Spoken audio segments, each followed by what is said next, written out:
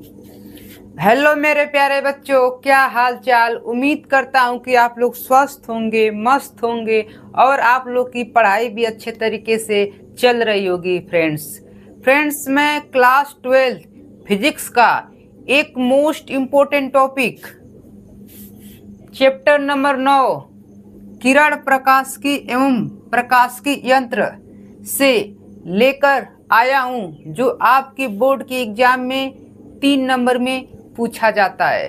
ठीक है फ्रेंड्स, तो प्रकाश का परावर्तन क्या होता है तथा उनके परावर्तन के नियम को हम आज बहुत ही आसान तरीके से देखेंगे। ठीक है, तो देखिए फ्रेंड्स, पहले आपको हम बता दें कि प्रकाश क्या होता है।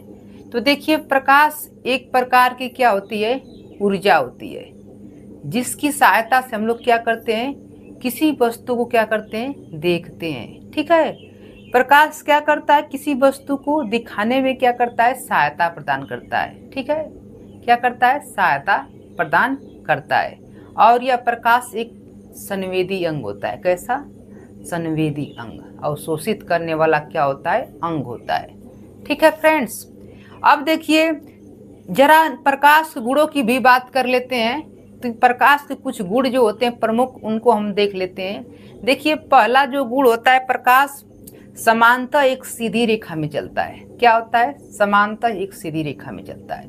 दूसरा का जो गुण होता है कि जो प्रकाश की चाल होती है वो क्या होती है, निर्वात में 3 × 10⁸ मीटर प्रति सेकेंड, और जल में कितनी होती है, 2.25 × 10⁸ मीटर प्रति सेकेंड, और कांच में 2 × 10⁸ मीटर प्रति सेकेंड। ठीक, और क्या होता है, अगला जो तीसरा का नंबर गुण है कि प्रकाश में क्या होता है कि चिकने तलों से क्या होता है, परावर्तन होता है।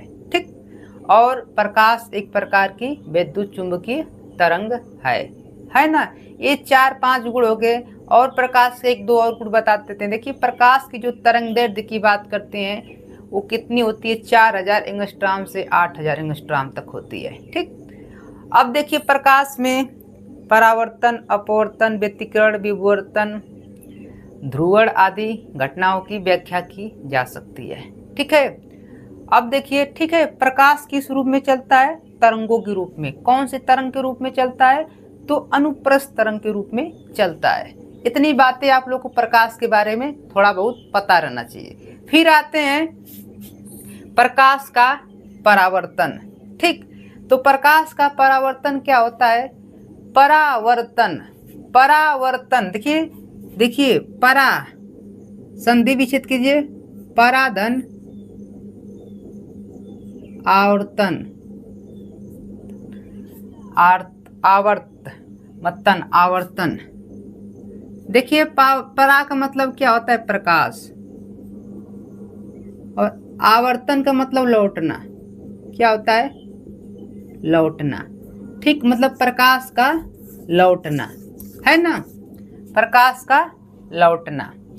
तो देखिए, अब जरा देख लेते हैं प्रकाश का परावर्तन। एकदम इजी, आज तक कभी आप लोग ऐसा ना देखे होंगे। ठीक है फ्रेंड्स, देखिए कि प्रकाश जो होता है किसी चिकने पृष्ठ से जब टकराता है तो उससे लौट कर क्या होता है, वापस लौट जाता है। जैसे आप लोग घर में शीशा वसा देखे होंगे, जब शीशा लिए रहते हैं हाथ में तो प्रकाश पड़ता है तो कहीं पर दीवार पर क्या होती है, उसकी प्रकाश पड़ जाता है। इसी प्रकार यदि किसी पृष्ठ में अगर द्रव भरा है तो क्या होगा, द्रव इसमें प्रकाश ऐसे आपतित करेंगे तो क्या करेगा, कुछ तो द्रव ये क्या करेगा, द्रव अवशोषित कर लेगा, कुछ सतह इसको क्या कर देगा, परावर्तित करेगा। आप लोग को देखने के लिए आपको मिल जाएगा। ठीक, अब जरा देखिए, तो प्रकाश के परावर्तन की परिभाषा सुनिए। देखिए, प्रकाश का परावर्तन क्या होता है कि जब प्रकाश किसी चिकनी व पालिशदार सतह से टकराता है तो टकराने के बाद उसका अधिकांश भाग उसी माध्यम में लौट जाता है। ठीक, तो इस घटना को प्रकाश का परावर्तन कहते हैं। ठीक, जैसे आपका कोई ये चिकनी सतह है, क्या है, चिकनी सतह है, तो जब इस पर कोई प्रकाश ऐसे आपतित होता है, इस सतह पर टकराता है, तो टकराने के बाद क्या हो जाता है, उसी माध्यम में लौट जाता है। तो जो ये घटना होती है प्रकाश के लौटने की, उसी को हम लोग क्या बोल देते हैं, प्रकाश का परावर्तन। तो प्रकाश के परावर्तन की परिभाषा आप लोग जाने ना, कि जब प्रकाश किसी चिकनी व पालिशदार सतह पर आपतित होता है तो उसका अधिकांश भाग सतह से टकराकर उसी माध्यम में क्या होता है, वापस लौट जाता है। मतलब जिस माध्यम से आया था उसी माध्यम में क्या हो जाता है, वापस लौट जाता है। तो इसी घटना को हम लोग क्या बोलते हैं, प्रकाश का परावर्तन बोलते हैं। एकदम इजी है, ठीक है, एकदम आसान है। अब इनके जो इनके नियम है वो और महत्वपूर्ण जाते हैं। तो प्रकाश के परावर्तन के कितने नियम है, 2 नियम है। उन दोनों नियमों को अभी देखेंगे फ्रेंड्स, इसको तब तक स्क्रीनशॉट लीजिए। तो चलिए फ्रेंड्स, हम परावर्तन के नियम को क्या कर लेते हैं, देख लेते हैं। तो जो परावर्तन के 2 नियम है उसको हम लोग क्या कर लेते हैं, देखते हैं। तो ये देखिए फ्रेंड्स, क्या है कि परावर्तन के नियम, परावर्तन संबंधित 2 नियम है। ठीक, परावर्तन संबंधित 2 नियम है। पहला जो नियम है, नियम देखने से पहले हम लोग पहले डायग्राम को समझ लेते हैं। ठीक, तो मान लीजिए कोई ये चिकना सतह है, क्या है, कोई चिकनी सतह है, ये आपकी कोई चिकनी क्या है, सतह है। ये इसका क्या है, आपका नाम रख देते, चिकनी सतह है आपकी, क्या है, चिकनी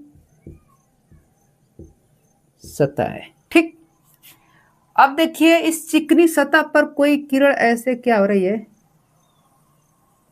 आपतित हो रही है। चिकनी सतह पर कोई किरण क्या हो रही है, ऐसे आपतित हो रही है। तो जो किरण इस चिकनी सतह पर गिरती है उसे हम लोग बोलते हैं आपतित किरण। क्या बोलते हैं, आपतित किरण। क्या बोलते हैं फ्रेंड्स, आपतित किरण। ठीक, अब देखिए जो किरण गिरी है वो किरण जब गिरती है चिकने पृष्ठ से, जब टकराती है, टकराने के बाद क्या हो जाती है, परावर्तित हो जाती है। क्या हो जाती है फ्रेंड्स, परावर्तित हो जाती है। तो जो किरण चिकने पृष्ठ से टकराकर परावर्तित होती है उस किरण को हम लोग क्या बोलते हैं, परावर्तित किरण बोलते हैं। क्या बोलते हैं, परावर्तित किरण बोलते हैं। परावर्तित किरण बोलते हैं। ठीक, इस पर फिर क्या करते हैं, एक अभिलंब खींच देते हैं ऐसे, इसकी मत दे दो।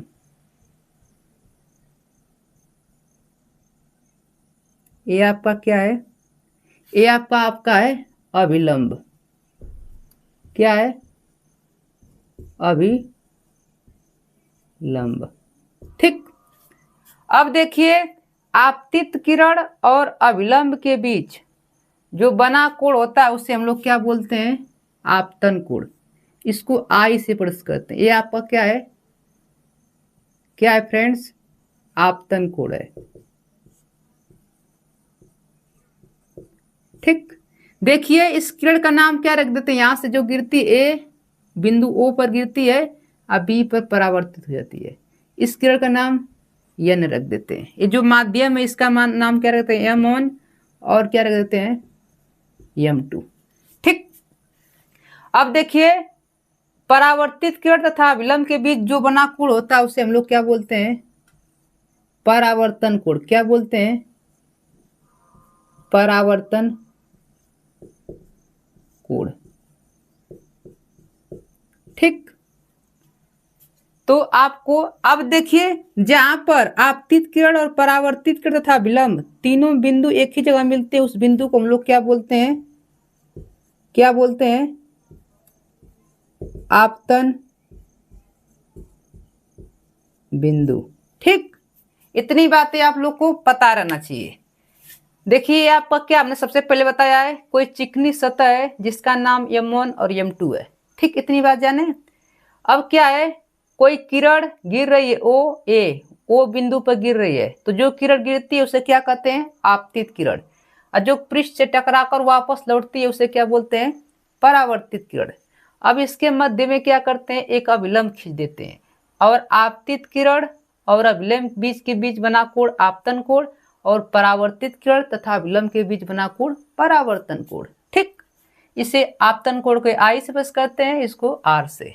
अब देखिए नियम को पढ़ते हैं। पहला जो नियम उसको देखते हैं, क्या करा है कि आपतित किरण, ये वाली किरण, परावर्तित किरण जो जा रही है, और तथा अविलंब जो आपका ये अविलंब है, ये आपका तीनों एक ही तल में होते हैं। देखिए तीनों एक ही तल में ना, आपतित किरण, परावर्तित किरण तथा विलंब तीनों क्या होते हैं, एक ही तल में होते हैं।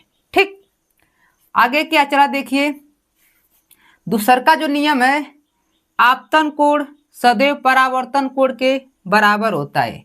जो कोण आपतन कोण है, एक कोण परावर्तन कोण के क्या होता है, सदैव बराबर होता है। लिखने चाहेंगे तो ऐसे लिख देंगे, आपतन कोण बराबर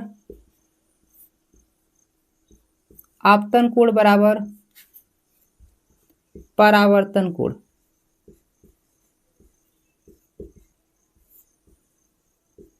आपतन कोण बराबर परावर्तन कोण। ठीक, इतनी बातें जाने। अब इसको ऐसे भी लिख सकते हैं, आपतन कोण को आई स्पर्श करते हैं, अब परावर्तन कोण को आर से। कोण आई बराबर कोण आर, चाहे ऐसे लिखे चाहे ऐसे। ठीक, ऐसे बहुविकल्पी में आपके प्रश्न उठ जाते हैं कभी काल को। ठीक है, तो एकदम इजी शब्दों में हमने प्रकाश के परावर्तन को बताया। फ्रेंड्स इसको अच्छे से स्क्रीनशॉट लीजिए, फिर आपको देखते हैं। देखिए फ्रेंड्स, आपको यदि मेरी वीडियो अच्छी लगती है और चैनल पर नए हैं तो चैनल को क्या कर लीजिए, सब्सक्राइब कर लीजिए। क्योंकि फ्रेंड्स एक सब्सक्राइबर से आपके कुछ होने वाले नहीं है, मतलब मेरे कुछ होने वाले नहीं है ना, मेरे नहीं, अरे सॉरी फ्रेंड्स, मेरे बहुत कुछ होने वाले, लेकिन आप एक सब्सक्राइब कर देंगे तो सोचिए आपका क्या होने वाला है, कुछ नहीं, है ना। लेकिन कर देने से आप मेरे YouTube परिवार का एक सदस्य बन जाएंगे, जो मुझे इतनी खुशी होगी कि मैं आपके पास जाहिर नहीं कर सकता हूँ फ्रेंड्स। ठीक है, तो वीडियो अच्छी लगी है तो चैनल को सब्सक्राइब कीजिए, लाइक कीजिए और एक प्यारा सा कमेंट देना ना भूले friends. Love you, take care friend, screenshot लेना ना भूलें।